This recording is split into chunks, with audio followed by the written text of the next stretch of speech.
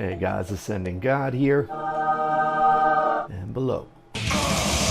Here with Raid Shadow Legends, doing a champion spotlight on Dracomorph. Dracomorph is amazing. Originally, back in the day, he wasn't that great. I'm not sure what his issues were because I didn't have him until after the buff. Actually, funny enough, I got him about maybe a week or two after he had gotten buffed. The buffs that he got brought him up to being one of the best legendaries in the game. He's absolutely amazing champion. So he is a legendary, he's an attack based champion, he's Lizardman, he's the blue affinity, so overall just absolutely great. He looks pretty cool too, and especially when he's attacking, his wings pop out, everything else, he does some pretty cool stuff. So he can be used in literally any encounter in the game, except for the Fire Knight's Castle. I mean, I guess you could use him in there, but he's not going to be very good because he only has one-hit attacks, and his A3 doesn't even have an attack. But, I mean, I use him in my Spider group to improve everybody else's damage. I use him in Arena to make Big Un and Nethril hit ridiculously hard. I use him in the dungeons to rip through the trash as well as take down the bosses, so he does both. And overall, he's great in every single encounter in the game, except for, like I said, the only one where he doesn't excel is just Fire Knight's Castle. That's it. And it's just because he lacks those multiple attacks necessary to get through the boss's shield at the end. He's great on the trash in Fire Knight's Castle, just not good against the boss themselves. Okay, now that's the one and only place where I say Dracomorph doesn't belong. But let me show you what he has going on here and what makes him so valuable. One of the biggest things that makes him so valuable, which is both on bosses and trash, his A3 here, Baleful Eye, puts a 25% weaken debuff and a 60% decreased defense debuff on all enemies for 2 turns. This is amazing. I mean, you have a lot of champions out there that'll do the defense down, or a lot of champions that'll do a weaken, but this is 2 in 1. I mean, off the top of my head, I don't know any other champion that has both a defense down and a weaken within one skill. I think he's the only one. I might be wrong, but I'm pretty sure he's the only champion that has that. Now, the only drawback to it is you see it doesn't have an attack. So the downside of that is that, yes, it puts 2 amazing debuffs up on the enemy, but this itself doesn't do damage. So if you don't have other champions to take advantage of this that hits hard, he in and of himself isn't a huge threat. It's the threat that he makes everybody else become. Or on bosses, he is also a big threat on his own too because of his A2. So that reason being is that with his A2 here, it attacks 4 times at random. Each hit places a 5% poison debuff for 3 turns. Now again, this ability here is just absolutely amazing. I don't know any other champions that have this many poisons and for 3 turns. Most poisons are usually 2 turns. These are 3. It's amazing. Especially you combine it with Master Hexer, you're looking at 4-turn poisons. I mean, that's insane. It's just amazing how much damage he can do.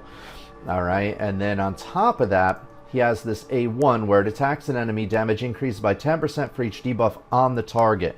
And then he'll attack a random enemy with any surplus damage if the target's killed, and it's triple the surplus damage. So this is really great, like say on the trash, where if you have trash where an enemy is almost dead, but they have like 4 or 5 debuffs on them, you're putting a lot of debuffs on the enemy, he hits the one champion, kills them, but it would have done an extra 10,000 damage. Now it's going to triple that and cause another 30,000 damage on some random target afterwards. So that's a really cool ability as well.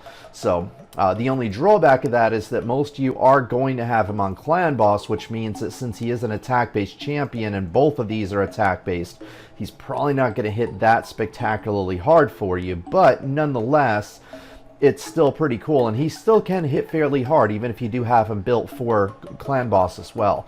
Now, I mean, for Clan Boss, he is my top damage dealer. I mean, plus he brings the defense down and weaken to improve everybody else's damage as well. So it's not just the damage that he does from his poisons, but it's the damage that he improves with everybody else too, because by doing the weaken and the decreased defense, it makes everybody else hit much harder with their War Masters and their crits and everything else. Okay, and even he in and of himself has the poisons, which do a tremendous amount of damage. Again, the only drawback of this is that there is a limit as to how much damage he can do with the Clan Boss or any other boss, because you know, they have a maximum of 10 debuff slots. If you fill up all the debuff slots, there isn't anywhere to put poison. It can actually hinder his damage. So that is the only drawback about poisons like this. But otherwise, I wouldn't say he's anything less than amazing. That's not a huge drawback. It's just one of those things to consider, that sometimes, especially on auto fights, he may throw poisons at people, but they already have 9 debuff slots full, and you may only get 1 out of the 4 poisons. But otherwise, he's just absolutely amazing. I mean, on the clan boss, like I said, he brings the 2 most important debuffs and to improve everybody else's damage, and then his own poisons makes him one of the top damage dealers for clan boss.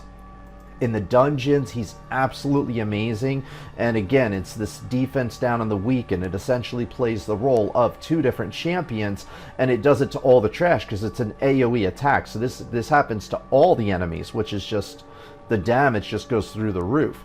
The only downsides here is that, number 1, this doesn't have any damage with the A3. So this in and of itself doesn't do damage. It relies on your other champions doing the damage after he applies these debuffs. So it's still 2 of the strongest debuffs in the game, though, as far as increasing damage against the enemy, so it is worth it. Now, with that said, as far as an arena, he can be great in arena, but he relies heavily on 2 things. Number 1, he relies on your team going before the enemy, so you can put this Baleful Eye up on the enemy as soon as possible, and he can still be useful even if you don't go first, but he gives you more of an upper hand if you're going first, and with Dracomorph here being the fastest of all of your champions. If he doesn't go first out of your champions, other than, of course, if you have a turn meter boost or a speed buff champion, of course, you want them going first to speed everybody else up. But other than that, if he doesn't go first before your highest damage dealing champions, it substantially devalues him, because then your other champions are doing their highest damage skills before he applies this weaken and defense down. So really, you want him going first above and beyond your highest damage dealers. Now, with that said, it can be a bit of a challenge to find the right speed for him if you have him doing multiple roles. Like, for example, on the clan boss, it's ideal for him to go after most of your other champions, at least the ones with the debuffs, because it makes this A1 here hit harder, because again, it increases by 10% for each debuff on the target. So you want all of your other champions that have debuffs to place the debuffs on the boss, then have him go near the end to where his A1 is amplified by all that other damage. So conversely, you know, in every other encounter in the game, it is more advantageous for him to go first, making the enemy more vulnerable. So say in the dungeons, arena, things like that, you want Dracomorph going first. In clan boss, you want him going last.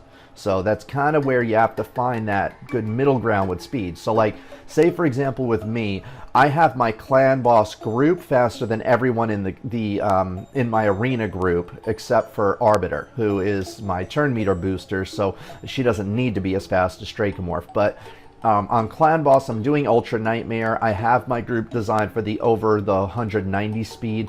I'm thinking about dropping them down to that over 170 and just foregoing the first round of counterattacks, but I think it would throw off everything else in my game. I don't know if I want to do that, especially because I'm already 4-keying the clan boss.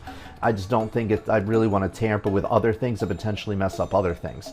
But yeah, I mean, for me, that's my solutions, that I have my clan boss group going faster than my arena group, except for Arbiter, who boosts up everybody else's turn meters.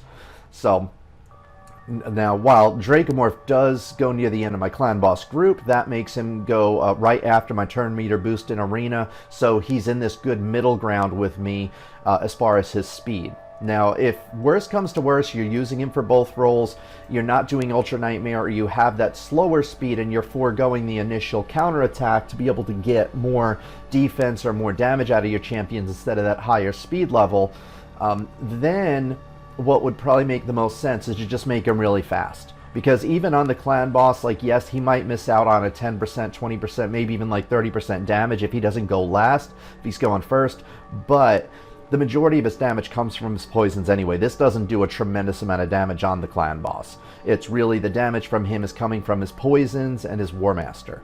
So I would say if you have to pick one or the other, I would say just make him faster for everybody in Clan Boss so that he's the fastest in Arena and in Dungeons, because the Arena in Dungeons is where he really shines, you know, as far as his A3, and I would say just miss out on a little bit of damage on the Clan Boss. It's not going to make a huge difference for him to be going first and missing out on a few extra debuffs here and there. It really won't.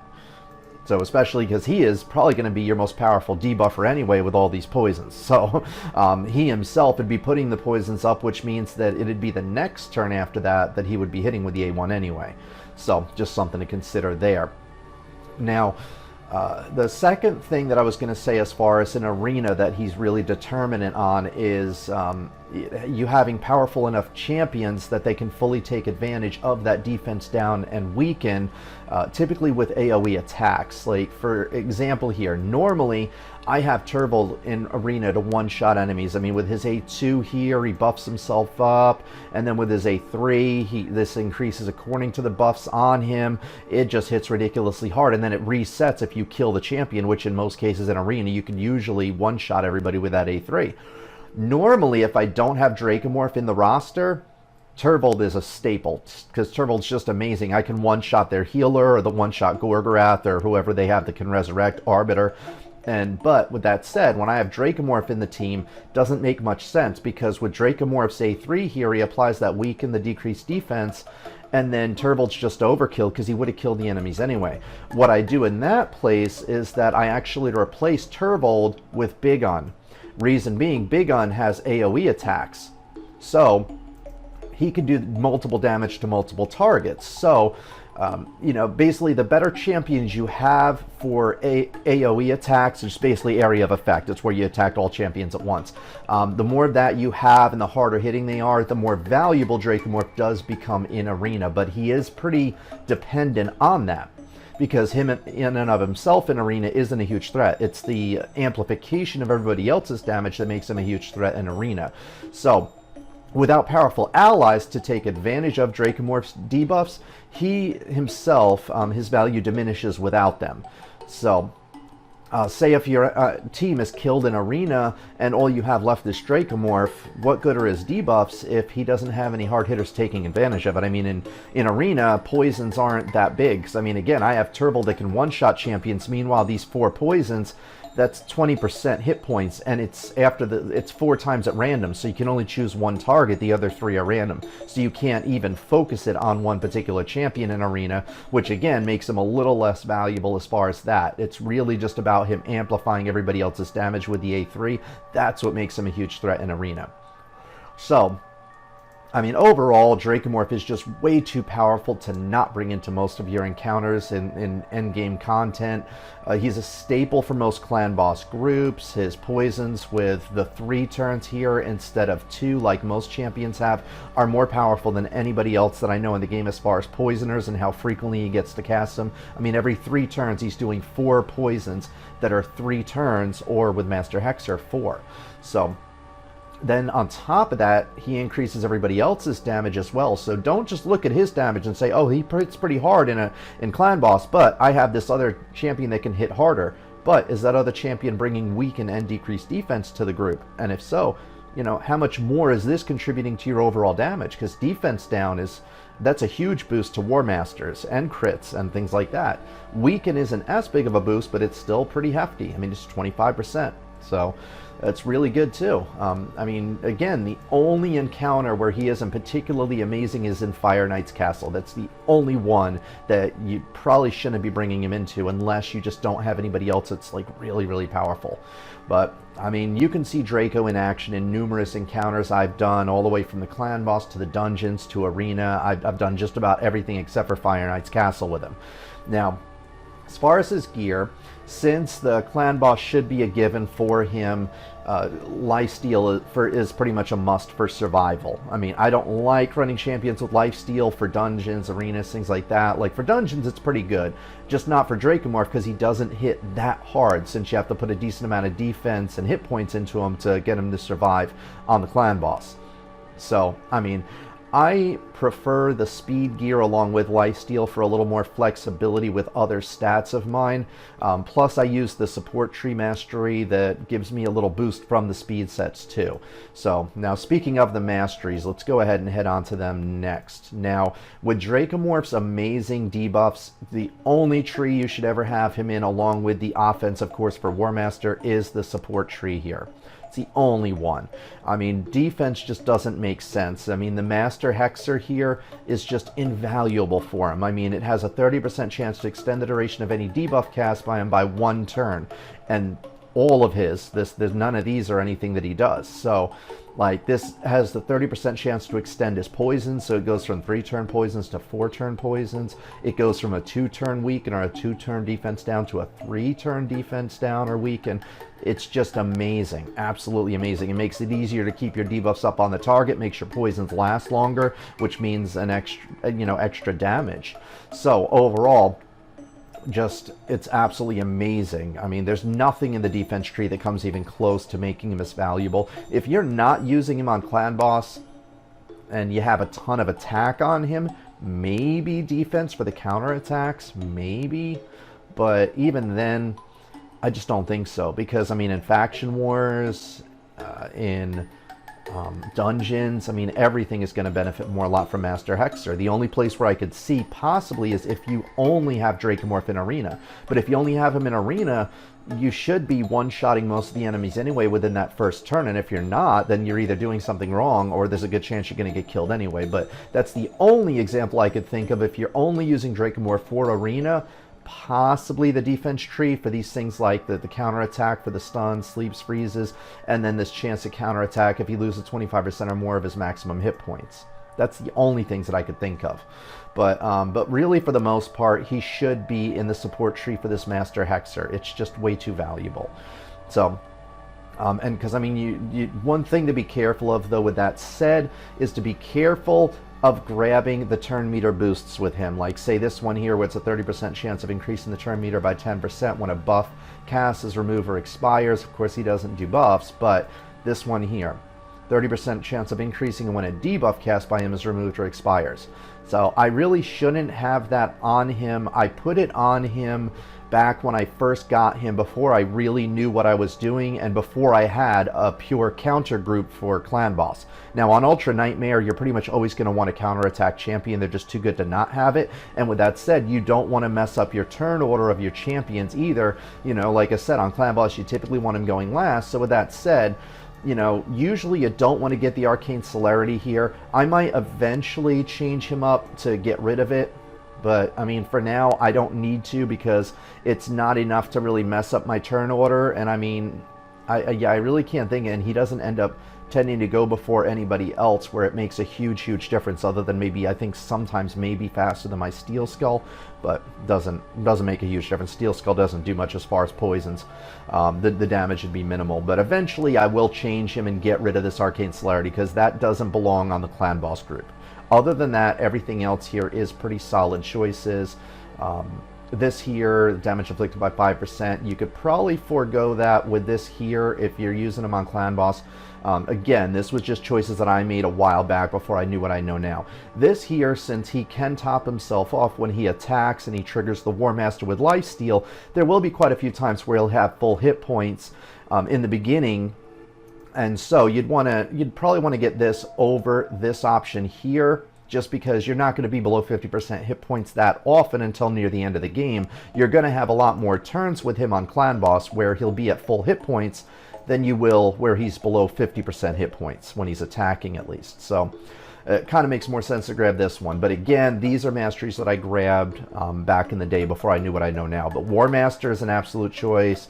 Methodical, another absolute choice here with him. Bring It Down, absolutely, again for Clan Boss, because there's no reason you shouldn't have him on Clan Boss. I mean, unless you have an absolutely amazing roster. But again, I can't think of any other poisoner that's better than him. I can't. And if I am wrong, and if there is a poisoner you think that's better, let me know. But off the top of my head, I don't know anybody else. I mean, every 3 turns, 4 3-turn poisons? That's crazy. So, but yeah, again, be careful of turn meter boost, because that can inadvertently end up shifting your turn order on the Clan Boss and throw things off. Now, as far as dealing with Dracomorph in the arena, the best way to deal with him in arena is to not deal with him. Meaning, ignore him entirely in arena. Now, I'm not saying don't attack champions that have Dracomorph in the roster. I'm not saying, like, say if you have like a Rosh card and you're like, Rosh guard or Hegemon, I'm not going to attack them because that champion's too powerful. What I'm saying is that you can attack champions with Dracomorph. That's not a huge deal. Just completely ignore Dracomorph. Don't put any damage into Dracomorph unless it's an AoE attack. Instead, what you want to focus on is the champions in their roster that are the hard hitters. Like, say if they have Ray or they have, you know, Big Un, Bellower, like champions that you know have a strong AoE attack.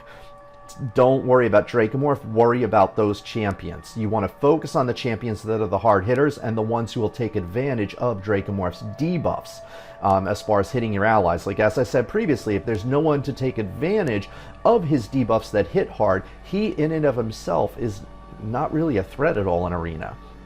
So you want to lock down their hard hitters and just ignore Dracomorph himself.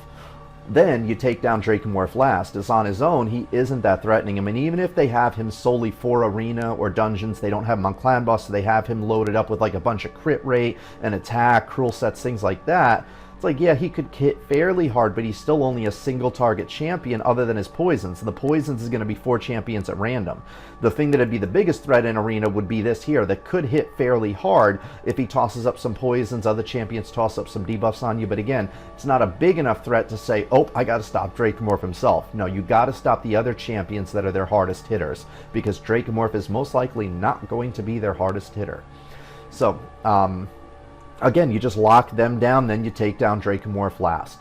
So I think that covers the main aspects of Dracomorph. I mean, we covered his uses, the gear you want on him, the masteries, and a few tips and tricks you want to do with him as far as the speed and the turn orders, especially paying attention to you want the slowest in clan boss ideally, other than, of course, your counterattack champion. You want your counterattack champion going last after him so that everybody gets their 2 turns of counterattacks. But otherwise, you want him going close to the end in clan boss, but you want him going first in all the other encounters. If you can manipulate your groups to where you can make that happen, great.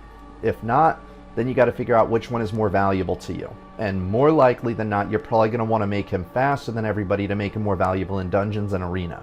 So it covers the main aspects of him, though. So as far as his overall viability, to sum it up here, as far as with dungeons, I have to give him a solid 9 screams.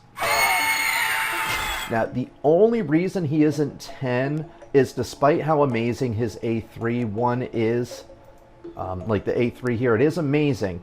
Problem is, it doesn't do any damage in and of itself. So again, he relies on your other champions taking advantage of his debuffs on the trash on your way to the boss. And his poisons are great, but again, not particularly on the trash. And his A1 doesn't hit the trash that hard either, unless it kills somebody. But I mean, if you have your groups on auto, which if you're doing endgame content, which is what I really refer to as in the long run, your endgame content, he isn't a 10 in my opinion. He's great. He's a 9. He's a solid 9. He should be in just about all of your encounters. But again, he's just not quite as amazing as some of the legendaries you could go for in dungeons. But again, he's a solid 9. He's just a very, very shy step away from a 10. He's almost there. He is amazing. I mean, he's just shy of a 10, honestly. And now, with Clan Boss, I think you guys all know what I'm going to have on this one. On the Clan Boss, he is nothing less than 10 spine-chilling screams. With some of the best poisons in the game here, combined with 2 of the strongest debuffs in the game, he is undoubtedly one of the best champions for dealing damage to the Clan Boss. I mean, he does so much damage on his own from his poisons here, and then on top of that, he's amplifying all your other champions' damage with the weaken and the decreased defense. So he's amazing on Clan Boss. He's definitely a solid 10 on Clan Boss. Now, with Arena, this is a tough one on Arena. I really had to think about this beforehand, but for Arena, I'm going to give him an 8 screams. Okay, because he can potentially be amazing in Arena. He can potentially be higher than an 8. The problem again is that, like I said before, he is very, very dependent on you having other champions that can fully take advantage of his A3 debuffs here. Because again, in Arena, he's going to increase everybody else's damage, but then all the rest of the champions need to play their roles. If you don't have anybody that has huge damage, it devalues these. So, you know, I don't know. There's, like, say for example, like you have Tyrell. Tyrell has an AoE defense down, but it also does damage to everybody as well. And it can also place a sleep if the fight's been going for a while and there's other, you know, debuffs on the champions. So in the long run, he also has value from that as well. Now, he doesn't have the weaken like Dracomorph does, but he has quite a bit of damage from his A2 along with the AoE defense down. So, and I would say Baleful Eye is more powerful overall than Tyrell if you have really powerful champions. So if you have really strong legendaries, or say somebody like even Bellower that just hits really hard with AoEs, then I would say Dracomorph would come up towards a 10. But overall, just generally speaking, I would say he's an 8 in Arena.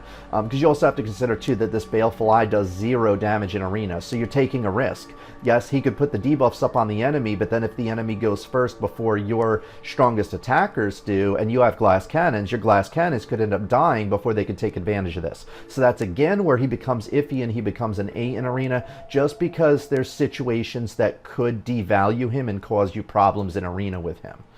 So, as far as Faction Wars, I mean, I can't give him anything less than another blood-curdling 10 screams.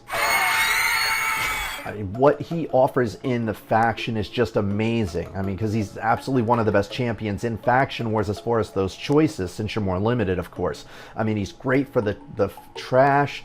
You know, he's more valuable for the trash and the bosses in Faction Wars because, again, you don't have all the options that you would in the dungeons and in other encounters. And he's just absolutely amazing on both the trash and on the bosses with both his A3 and his A2 when it comes to Faction Wars. So definitely a 10 in there. So, I mean, all in all, I feel like he is one of the best champions in the game, in my opinion. I mean, just absolutely overall amazing champion. He should be coming into just about all of your fights.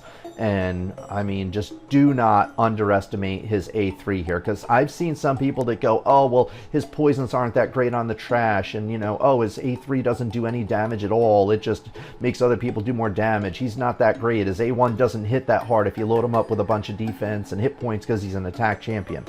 Do not underestimate the power of weaken and defense down, though. If you're not paying attention, go ahead and run with this group and do not use his A3 and see how much damage everybody does in a run. And then in the next couple of runs, use his A3 and look at how much of a difference you get on everybody's overall damage on average. It boosts it through the roof. So it's just amazing. Do not underestimate it just because it in and of itself doesn't do damage. The amount of damage it amplifies from everybody else, especially if you have some really hard-hitting champions, it's too powerful to not bring him in just about everything. Again, except Fire Knight's Castle. I would not suggest him in there unless you're really desperate for a champion in there. So, other than that, I mean, that covers about all the points of him. Again, he is an amazing champion. If you have him, you're very fortunate. If you don't have him, you're having a hard time dealing with him in Arena. Now you know how to deal with him in Arena as well. So, any questions, comments, concerns, statements, feedback on him, definitely let me know in the comments. I am considering eventually trying to up his crit rate on the clan boss because he does have the potential to hit really hard with his A1, because you got to consider on the clan boss, this is getting increased by about, you know, at any given time, at least like say 60 to 100% bonus because of all the debuffs on the clan boss. So it can hit pretty freaking hard, just not as hard as defense-based champions, but I am thinking about foregoing some of his defense here to increase his crit rate, just because from what I'm finding on the clan boss, you have to keep in mind that after a certain number of rounds, the clan boss's damage starts increasing faster, more substantially. So I kind of feel like you have to find that middle ground on the clan boss of making your champions hit really, really hard as possible while giving them a modest amount of survival. If you focus too much on survival, the problem is that when the damage from the boss starts getting brutal, you haven't taken advantage of all those points in time where the damage was kind of a joke and you could try to take advantage of hitting harder. So I feel like you got to find that middle ground where it's like, I want enough defense, enough hit points so that I have a good amount of survival on the boss, but enough crit rate, enough crit damage, enough attack to do some modest damage. Again, most of Dracomorph's damage is going to come from his War Master and from his poisons, but his A1 can hit pretty hard too. And I mean, if you can increase his crit rate and crit damage and attack enough to get him doing, say, an extra, you know, you could probably get him, I mean, if you put enough into those things, you could probably get him doing upwards of an extra 300 to 400,000 damage on the clan boss throughout an encounter, possibly even more than that, depending on how hard it can hit. I'm going to experiment with him a little bit on that. So I would say don't completely ignore crit rate and crit damage here like I have. Experiment with it a little bit, but don't kill his defense and hit points just to make him hit harder, because then it's going to kill your damage on clan boss. It really will. So anyway, but that's all that I got for today, guys. I think that covers all the basics with him and the main points to give you a general guideline here. So again, any questions, comments, concerns, stupid statements, feedback, let me know in the comments below. Otherwise, that about covers everything as far as Dracomorph, and I will catch you guys in the next Champion Spotlight. So until then, take care. Hi guys, this is Anthony here, also known on this channel as AscendantGod. Wanted to thank you for checking out my channel here, really appreciate it. Be sure to check out the other videos. I got plenty of goodies on here. Also check out the description sections in the videos, got plenty of links on there for all different kinds of goodies that I think would be worthwhile for you guys. If there is something in particular that you don't see on my channel that you want to see, be sure to let me know in the comments section as well. And I think that's about it. All I've got, I'm just going to get back to this thing here. I'm pretty sure if I just... Oh, we have such sights to show you. Wow. That's really funny. Same here.